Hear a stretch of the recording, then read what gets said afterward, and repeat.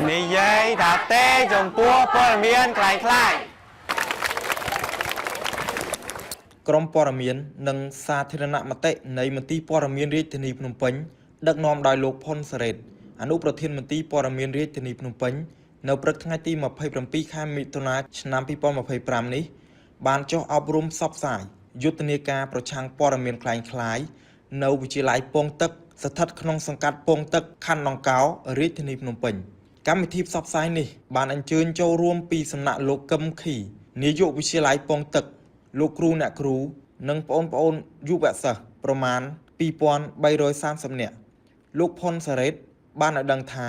យុទ្ធនាការចុះអប់រំផ្សព្វផ្សាយនេះពិតជាមានសារៈសំខាន់ក្នុងការប្រឆាំងព័ត៌មានคล้ายៗ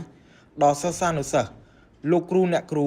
ក្នុងការប្រើប្រាស់បណ្ដាញសង្គមឲ្យបានត្រឹមត្រូវនិងទប់ស្កាត់ព័ត៌មានមិនពិតក្នុងយុទ្ធនាការនិយាយថាទេចំពោះព័ត៌មានคล้ายៗដឹកនាំដោយឯកឧត្តមនេតភក្ត្រារដ្ឋមន្ត្រីក្រសួងព័ត៌មានកំពុងមានសន្ទុះនិងសកម្មភាពចូលរួមពីសាធារណជនទូទាំងប្រទេសនិងបានធ្វើឲ្យប្រជាពលរដ្ឋបានយល់ដឹងកាន់តែច្បាស់អំពីគ្រោះថ្នាក់នៃព័ត៌មានคล้ายៗនិងវិធានការទប់ស្កាត់កុំឲ្យគ្រោះថ្នាក់ដោយសារព័ត៌មានคล้ายៗទាំងនោះលោកគ្រូពេជ្រវិបុលនៃវិទ្យាល័យពងទឹកបានឲ្យដឹងថាបាទជំរាបសួរបាទខ្ញុំបាទឈ្មោះពេជ្រវិបុលជាបុគ្គលិកនៃវិទ្យាល័យពងទឹកបាទអញ្ចឹងថ្ងៃនេះខ្ញុំមានកិត្តិយសដោយបានចូលរួមផ្សព្វផ្សាយអំពីព័ត៌មានคล้ายៗបាទអញ្ចឹងបច្ចុប្បន្ននេះនៅក្នុងបណ្ដាញសង្គមជាងតែងតែជួបប្រទះនៅព័ត៌មានជាច្រើនក្នុងចំណោមព័ត៌មានទាំងនោះវាមានព័ត៌មានពិតនិងព័ត៌មានคล้ายៗហើយជាពិសេសនោះព័ត៌មានដែលคล้ายៗវាមានច្រើនណាស់ព័ត៌មានពិតបាទដើម្បីឲ្យដឹងថាព័ត៌មានណាមួយជាคล้ายៗឬពិតយើងត្រូវមើលទៅលើប្រភពនៃព័ត៌មានបាទអញ្ចឹង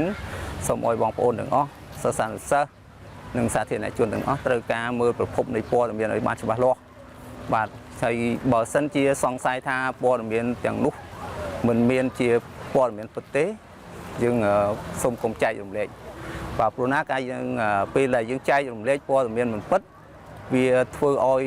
បំពុលដល់សង្គមវាធ្វើឲ្យរឿងតូចខ្លាយទៅជារឿងធំវាធ្វើឲ្យអ្វីដែលគ្មានរឿងវាកើតទៅជារឿងគ្រប់បែបយ៉ាងទាំងអស់បាទហើយនៅក្នុងសង្គមសពថ្ងៃនេះយើងឃើញមាន AI ទៀតបាទព័ត៌មានដែលគេរៀបចំឡើងតាមរយៈ AI នេះក៏ជាព័ត៌មានមួយដែលជាភាគច្រើនជាព័ត៌មានคล้ายៗបាទនិយាយរួមទៅកាលណាប្រើ AI វាទៅคล้ายៗសឹងទៅទាំងអស់ហើយបាទព្រោះហ្នឹងវាមិនមែនជារូបភាពពិតមានអីទេបាទយកមកបាទអញ្ចឹងចុងក្រោយខ្ញុំសូមសំពរដល់សិស្សានុសិស្សបាទក៏ដូចជាសាធារណជនទូទៅទាំងអស់បាទសូមមេត្តាយកចិត្តទុកដាក់មុននឹងចែករំលែកព័ត៌មានផ្សេងៗសូមពិនិត្យពីប្រភពព័ត៌មានឲ្យបានច្បាស់លាស់